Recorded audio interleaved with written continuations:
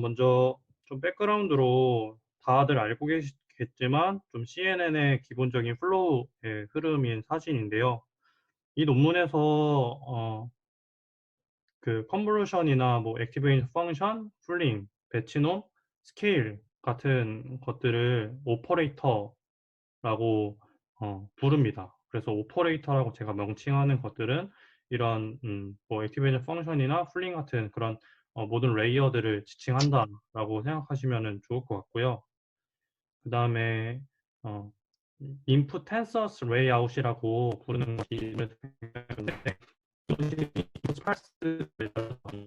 그냥 오리지널 텐서인 레이아웃, 우리가 아는 그 인풋 피처 맵인 오리지널 텐서 레이아웃이 존재하고, 그 다음에 여기서 제한하는 proposed 레이아웃인 스파르스 텐서 레이아웃이 존재합니다.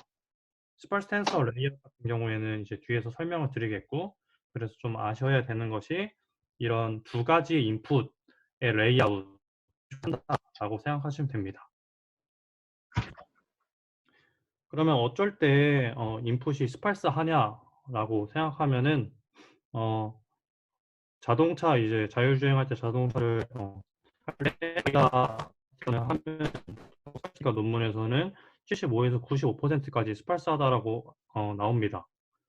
그래서 아래에 있는 이제 B 그림 보면은 버드 아이 뷰 라이더 이미지인데 이렇게 버드 아이 뷰를 했을 때 좀 어떤 그 특정 영역만 디텍션을 하기 때문에 굉장히 스팔시티가 높게 나와가지고 라이다 같은 것을 인풋을 썼을 때 인풋 피처링이 스파스하다라고 얘기를 하고요. 또 이제 페이스 디텍션 같은 경우에도 이것도 특정 영역만을 잡아가지고 디텍트를 하기 때문에 스팔스하다라고 얘기합니다. 이거 위에도 영역만 잡아가지고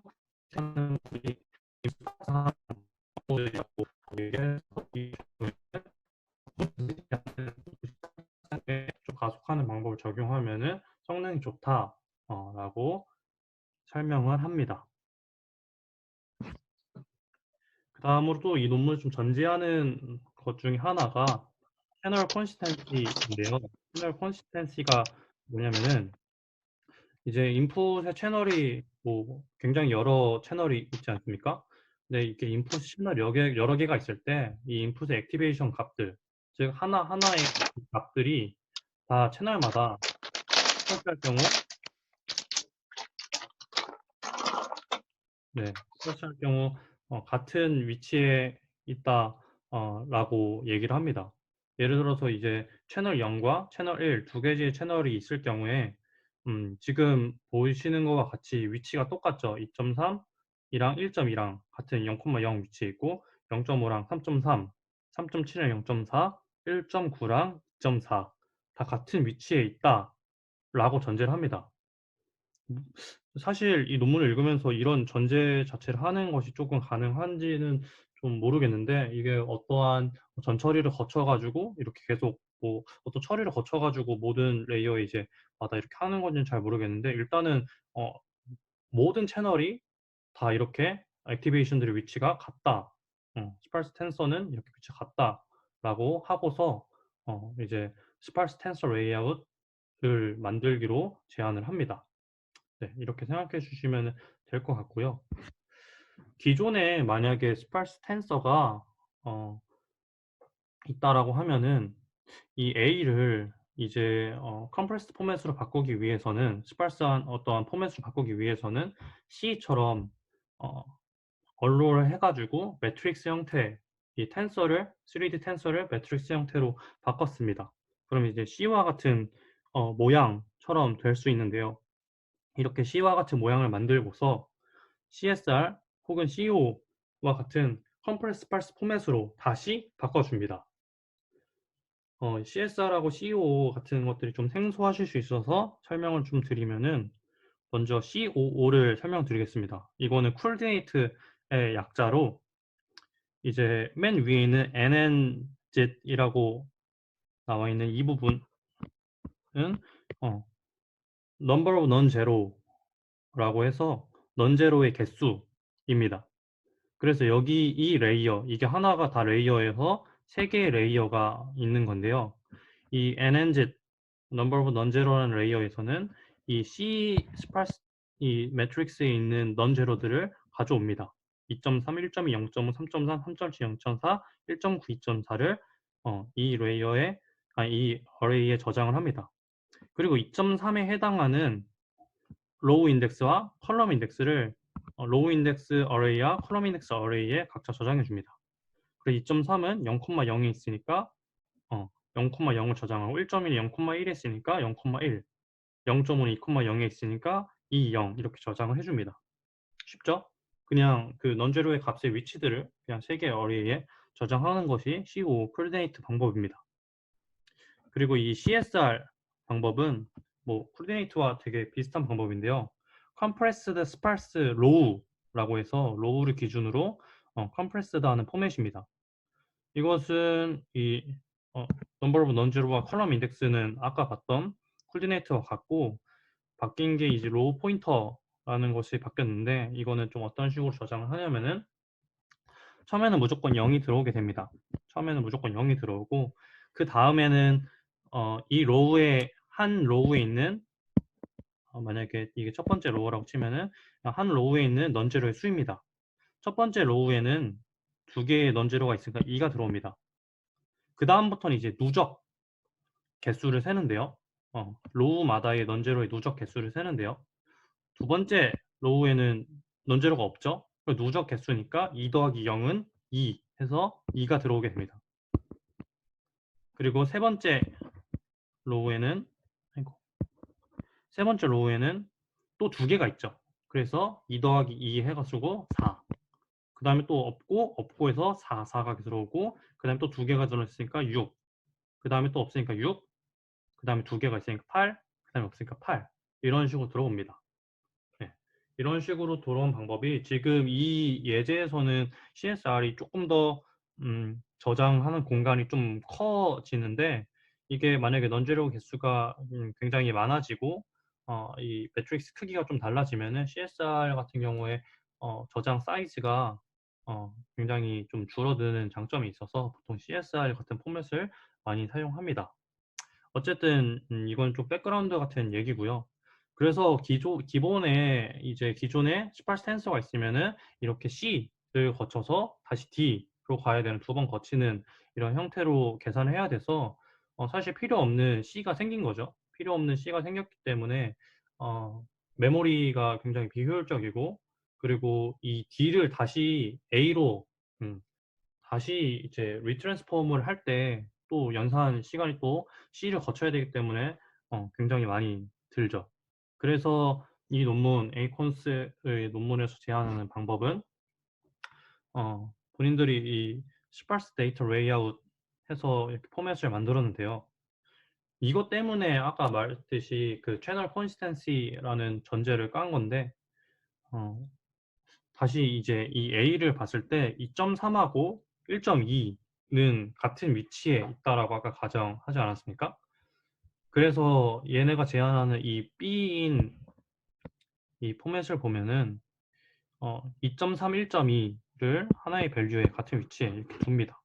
그리고 로케이션이라고 해서 위치 정보 아까 쿨리넷이랑 똑같은 그런 방법이죠. 위치 정보를 집어넣고 0.5, 3.3 또 위치 정보 이런 식으로 해서 집어넣습니다. 이게 지금 그 채널이 좀 2개밖에 없어서 뭔가 효율적으로 안 보일 수 있는데 채널이 좀 여러 개가 되고 하면은 굉장히 효율적이고 채널로 이렇게 바로 읽기 때문에 캐시 프렌들리하게 좀 저장할 수 있고 또 이 스파스 텐서 이를 이렇게 레이어에서 바꿨을 때 아까 봤던 이 그림에서는 얘네들이 뭐 같은 채널에 있는지 다른 채널에 있는지 또 뭐 데이터가 이 로케이션 위치가 같은 건지 다른 건지 그런 것들이 좀 모호했는데 여기서 좀 정확히 볼 수 있어서 가속을 할 수 있다라는 제안하는 포맷으로 이것을 말을 하고요. 그래서 아까 말씀드렸듯이 이 오퍼레이터들 그러니까 뭐 컨버전 레이어 아니면 풀링 레이어, 배치놈, 뭐 액티베이션 펑션들의 인풋에서 들어오는 거는 이 제한하는 B인 스파스 이 포맷과 그냥 오리지널 우리가 알고 있는 오리지널 텐서 이 두 가지의 포맷이다 라고 생각하시면 됩니다.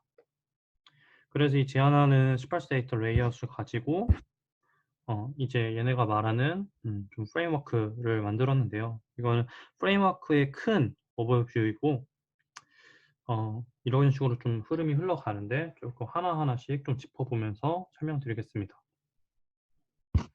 먼저 제일 왼쪽에 nn.proto.txt라고 써져 있는 것은 이건 카페 프레임워크에서 가져온 것 같은데요. 카페 프레임워크에 보면은 proto.txt라는 파일이 있습니다. 이 proto.txt라는 파일이 뭐 하는 거냐면은 레이어의 정보가 들어있는 파일입니다. 예를 들어서 레이어가 이제 쌓여있는 층대로 쌓여있겠죠. 뭐 컨버전 인풋이 있고, 뭐 컨버전이 있고, 풀링이 있고, 뭐 배치, 뭐 스케일, 뭐 액티베이션 펑션 등등이 계속 이제 층으로 쌓여 있겠죠. 뭐 그리고 뭐 컨버전에는 웨이트가 몇에 몇이고, 뭐 3 곱하기 3이고, 스트라이드가 몇이고, 뭐 패딩이 있고 없고 이런 정보들이 모두 다 있는 것이 이 proto txt입니다. 이런 프로토 txt 정보를 활용해 가지고 이제 블럭 1처럼 딱 보니까 처음에는 당연히 인풋이 들어오겠죠. 인풋이 들어오고 그다음에 이제 배치놈, 뭐 스케일, 렐루, 컨버전, 풀링 등등 이렇게 쭉 쌓여 있는 구조를 확인할 수 있을 겁니다.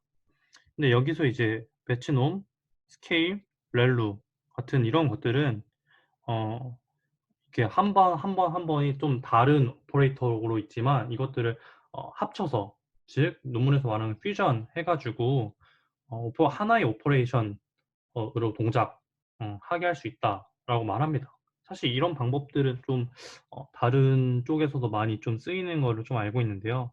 그래서 이 블록 2처럼 배치놈, 스케일, 렐루를 퓨전 오퍼레이션 퓨전 오퍼레이터로 만들어 가지고 한 번에 이것들을 처리할 수 있게 한다고 말을 합니다. 한 번에 처리하는 것의 좀 장점은 일단은 배치놈에서 뭐 스케일에서 렐로로 갈 때 좀 데이터의 정보를 넘겨줘야 돼 가지고 사실 시간도 걸릴 뿐더러 데이터의 사용을 할 때 좀 메모리도 조금 넘을 수도 있고요. 예. 계속해서 좀 C로 가속을 해 보신 분들은 좀 아시겠지만 예 그런 좀 오버헤드들이 있는데 한 번에 그 레이어의 정보 들어오자마자 거기서 안에서 다 처리해 버리면은 어 좀 많이 효율적으로 좀 할 수 있어서 이런 방법들을 좀 쓰는 것 같고요. 그다음에 아까 말씀드렸듯이 이런 음 오퍼레이터들의 인풋은 두 가지라고 했는데요. 오리지널 텐서와 스파스 레이아웃, 스파스 텐서 레이아웃이라고 말씀드렸는데요. 이런 오퍼레이터들의 인풋이 딱 맞는 구조가 있겠죠. 이 오퍼레이터는 무조건 오리지널인 텐서 포맷이어야 돼. 아니면은 얘네가 만든 스파스 텐서 레이아웃도 호환이 돼. 라는 그런 구조가 있겠죠. 그래서 이런 그 구조 인풋의 구조를 맞추기 위해서 트랜스폼이라는 것이 필요합니다. 당연히 이 인풋은 스파스 데이터 레이아웃이 아니겠죠, 얘네들이 만든. 처음에는 그냥 오리지널 텐서겠죠. 근데 이 퓨즈드 오퍼레이터 같은 경우에는 얘네들이 만든 스파스 텐서 레이아웃을 인풋으로 쓰니까 트랜스폼을 거쳐야 되겠죠. 그다음에 뭐 컨볼루션 하고 뭐 하고 지내다가 이 풀링 같은 경우에는 좀 이례적으로 스파스 센서 레이아웃 인풋으로 못 받는 애예요. 그래서 오리지널 그 레이아웃만 받을 수 있는 친구여서 다시 리트랜스폼 오리지널로 바꾸는 거쳐야 합니다. 이렇게 어떻게 보면은 트랜스폼 과정은 당연히 오버헤드겠죠. 네, 오버헤드들이 들어갑니다.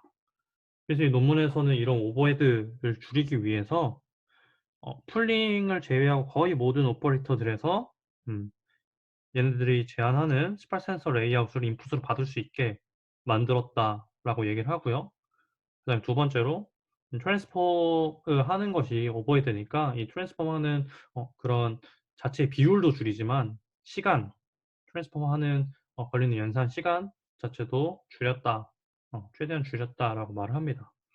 그래서 뭐 오버헤드가 있지만 그래도 이렇게 18 센서 레이아웃을 사용하는 게 좋다라고 얘기를 합니다.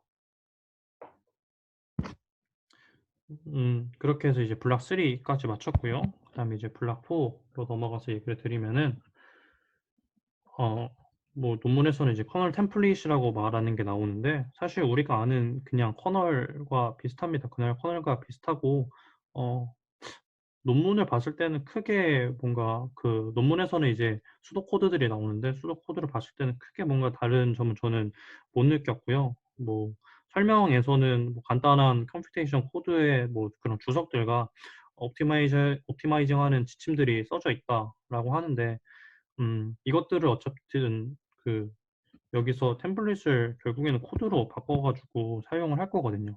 그래서 저는 이 코드가 일단 중요하다고 생각을 하고 이 코드는 좀 어떤 식으로 만드냐면은 이제 하나하나의 오퍼레이터들, 퓨즈드 오퍼레이터들이 있을 거고 아니면 그냥 컨볼루션, 뭐 풀링 등등의 오퍼레이터들이 있을 거잖아요. 그런 것들을 이제 최적화를 시켜 줘야 당연히 빠르겠죠. 그래서 최적화의 방법들입니다.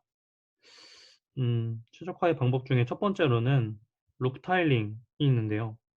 루프 타일링은 거의 뭐 여기 들으시는 분들은 거의 다 아시겠지만 어 그냥 일반적으로 루프 뭐 포문 이중 포문이 있으면 그냥 그거를 어 이중 포문으로 돌리는 것이 아니라 블락을 해 가지고 타일링 을 해 가지고 훨씬 더 빠르게 하는 방법입니다. 뭐 거의 모든 가속 논문에서는 이거를 안 쓰진 않으니까 다 아실 거라고 생각하고요. 그다음에 벡터라이제이션 같은 경우에는 여기서는 이제 심드를 사용했는데요. 싱글 인스트럭션 멀티플 데이터를 사용했는데 인텔에서 인텔 제온으로 실험을 해 가지고 AVEX 256 AVEX2를 사용해 가지고 여기서는 이제 옵티마이징을 시켰다고 얘기를 하고 좀 중요한 부분이 이 오토 튜닝이라는 부분인데요. 오토 튜닝. 오토 튜닝 같은 경우에는 뭐가 오토 튜닝이냐면 여기서 논문에서 말하는 루프 타일링을 할 때 루프 타일링을 하는 그 사이즈를 정하는 게 어 굉장히 큰 이슈라고 말을 해요. 어떻게 사이즈를 정해야지 제일 최적의 사이즈가 될까? 매번 달라질 텐데. 라는 거예요. 그래 가지고 이 논문에서는 뭐 엄청나게 대단한 방법은 아닌데 경험적으로 일단은 실험을 막 열심히 해봐 가지고 경험적으로 몇 가지를 정했다 그래요. 몇 가지 사이즈를 정했다 그래요. 그래서 그 몇 가지 사이즈 중에 가장 빠른 거를 찾아 가지고 그거로 선택을 하겠다. 예. 라고 얘기를 해요. 보통 이제 이 모델에서 사용할 수 있는 사이즈가 뭐 상당히 많지도 않고 사실 기본적으로 우리가 상식적으로 생각하기에 몇 가지 정해져서 밖에 안 나올 테니까 그렇게 몇 가지를 딱 정해 가지고 그거를 따다닥 빠르게 실험을 해봐 가지고 '가장 좋은 거를 찾겠다.'라고 얘기를 하고 그래서 논문에서는 뭐 45% 정도 최대로 뭐 "속도를 줄였다. 오토 튜닝을 사용해서."라고 얘기를 하고요. 네. 그래서 블락 사이즈를 줄이는 거 블락 사이즈를 어떻게 결정하는지 이것이 굉장히 중요하다라고 얘기를 하고 웨이트 패킹 같은 경우에는 음 루프 타일링을 하면은 블락 단위로 이렇게 하니까 원래의 연산의 순서랑 좀 시리얼한 연산 순서랑 좀 많이 달라지거든요, 블락 단위로 연산을 하기 때문에. 그러면은 웨이트도 그냥 음 그 타일링을 하기 전처럼 들어오면은 그 인풋 액티베이션과 웨이트가 이상한 친구끼리 매칭이 돼 가지고 연산이 되게 되겠죠 당연히.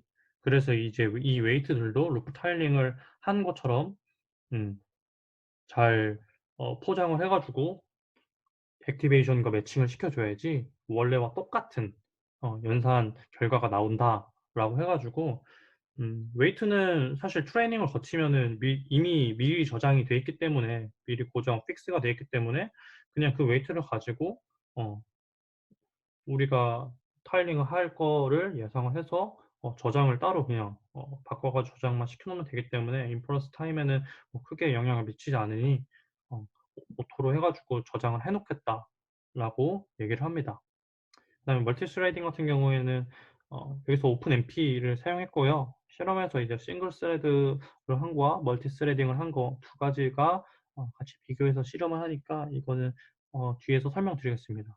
여기서 음 최대 그 스레드가 32 개인 제온을 사용해 가지고 어쨌든 멀티 스레딩은 최대 32 개를 사용했습니다. 실험에서 다시 한번 설명드리겠습니다.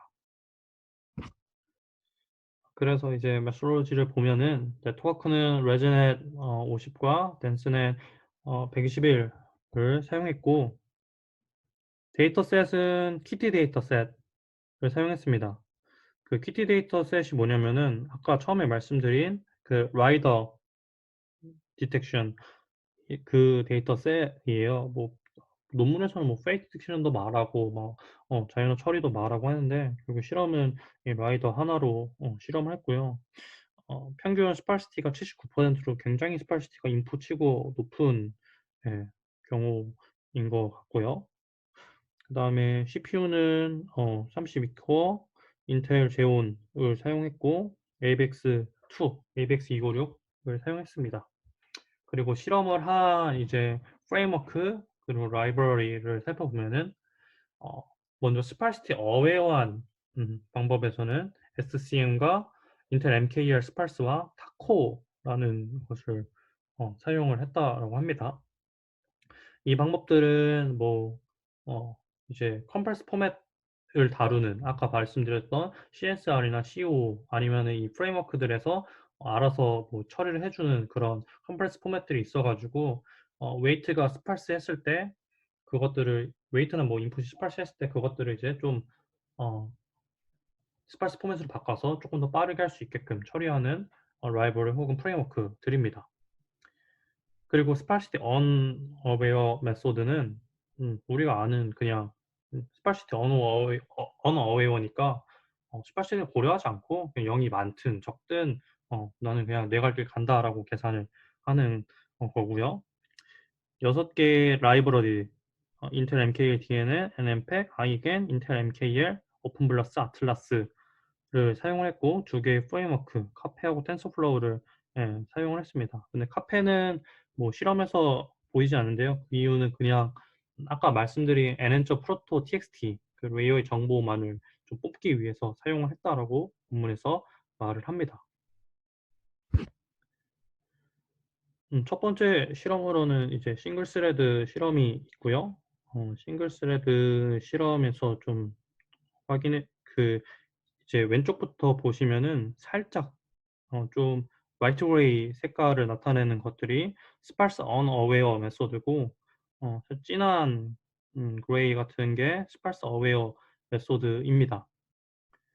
음 그래서 스파르스 언어웨어 메소드는 2.7에서 22.7 정도의 이제 어 스피드를 더 그 execution 타임이 더 나왔다. 에이콘스보다. 에이콘스가 지금 여기서 베이스라인으로 설정되고 있고요. 예. 라고 나왔다라고 얘기를 하고, 그다음에 스파르시티 어웨어 메소드 같은 경우에는 5.4에서 8.6배 정도의 execution 타임이 나왔다라고 얘기를 합니다. 좀 눈여겨봐야 될 거는 스파르시티 언어웨어 메소드에서 인텔 MKL DNN이 굉장히 좋은 성능을 지금 보이고 있고요. 그것은 이 인풋이 스팔스한 데이터를 사용했음에도 불구하고 스팔스 어웨어 메소드인 SCN이나 타코나 뭐 인텔 MKL 스팔스보다도 더 좋은 성능을 내는 것을 봐서 인텔 MKL DNN이 되게 좋다라고 볼 수 있고요. 근데 그것보다 여기서 말한 에이콘스가 더 좋다라고 얘기를 합니다. 결국 딥러닝 좀 CPU에서 프레임워크 끝판왕의 MPL DNN보다 스팔스한 상황에서는 뭐 더 좋다라고 얘기를 하고 있습니다. 그다음에 방금 보여드렸던 거는 이제 싱글 스레드였고, 이제 멀티 스레딩으로 보면은 왼쪽에 있는 이제 그래프를 살펴보겠습니다. 왼쪽에 있는 그래프를 살펴보면은 어 1.8에서 18.6배 정도의 익스큐스 타임이 다른 것들이 더 나왔다라고 얘기를 하고요. 어떻게 멀티 스레딩을 실험을 했냐면은 2부터 이제 2배씩 해 가지고 2486 아니 248 뭐 16 32를 해 가지고 그중에서 각각의 라이브러리나 프레임워크가 가장 성능이 좋을 때를 가져온 겁니다. 뭐 어떤 친구는 뭐 16일 때가 성능이 제일 좋겠고, 어떤 친구는 32개를 다 썼을 때가 성능이 제일 좋겠고, 뭐 각자가 다르겠죠. 그중에서 자기가 제일 하이 퍼포먼스일 때를 기준으로 데리고 온 겁니다. 예. 그래서 에이콘스를 베이스로 1.15 했을 때 이런 성능 결과가, 방금 말씀드렸듯이 성능 결과가 나왔고요. 역시 인텔 MKL DNN이 또 굉장히 좋은 성능을 보인다. 다른 스파르스 어웨이한 프레임워크나 라이브러리들보다 라고 얘기를 했고요. 이제 오른쪽 표를 보시면은, 오른쪽 표는 싱글 스레드와 비교해서 멀티 스레드가 얼마나 성능이 좋아졌냐라는 지표입니다. 그래서 이거는 크면 클수록 싱글 스레드보다 멀티 스레딩 했을 때가 성능이 더 좋아진 거고요. 좀 눈여겨볼 거는 텐서플로우가 굉장히 좋아졌죠. 네. 좀 이게 좀 대단한 것 같고, 여기 논문에서 좀 강조하는 거는